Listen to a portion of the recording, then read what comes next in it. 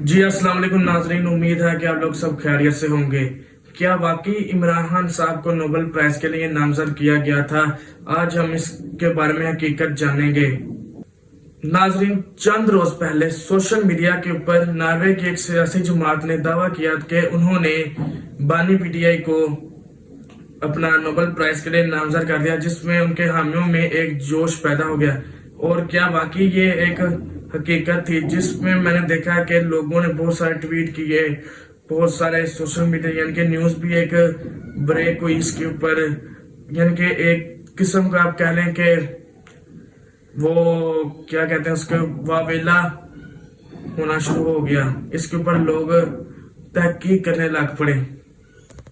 नाज़रीन, जब मैंने इसके ऊपर तहकीक की कि क्या कोई सियासी जमात किसी बंदे को नोबेल प्राइज के लिए नामजद कर सकती है, और उसका मैंने जब तरीकाकार जाना तो उसमें तहकीक से मुझे मालूम हुआ कि उसमें नोबेल प्राइज के लिए अगर आपने किसी को नामजद करना है तो उसके लिए कुछ तरीकाकार होता है। वो तरीकाकार ये है कि या तो वो कौमी असम्बली का मेंबर हो, इंटरनेशनल जजेस हो, या फिर वो हो अपना प्रोफेसर यूनिवर्सिटीज के, या साबका मुशीर नोबेल प्राइज की जो कमेटी है, इंस्टीट्यूट है उनके, वो ही आगे दूसरे बंदे को नॉमिनेशन कर सकती हैं, यानी कि उसको नॉमिनेट कर सकती हैं। पर नोबेल प्राइज इंस्टीट्यूट का भी मौकफ सामने आया है। नोबेल प्राइज इंस्टीट्यूट का कहना है कि इमरान खान साहब का ये दावा बेबुनियाद है, क्योंकि नोबेल प्राइज वाले 50 साल तक किसी का भी नाम जाहिर नहीं करते, तो फिर ये दावा कैसे?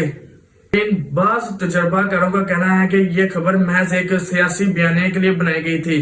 2019 में भी ये ऐसी एक खबर चलाई गई थी कि इमरान खान साहब को नोबेल प्राइज मिल रहा है। उस वक्त आपको याद होगा कि जब अभिनंदन को छोड़ा था तो उसके ऊपर भी बाद में जो एक सामने आया था कि इमरान खान साहब को नोबेल प्राइज मिला, जो कि जिसका कोई हकीकत के साथ कोई ताल्लुक नहीं था, महज एक सियासी बयानिए को हवा देना थी।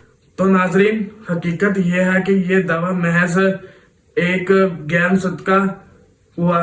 आप अपनी कमेंट्स में अपनी राय पेश करें और इनसाइड हब को सब्सक्राइब करें। अगली वीडियो में मिलते हैं। शुक्रिया। स्टे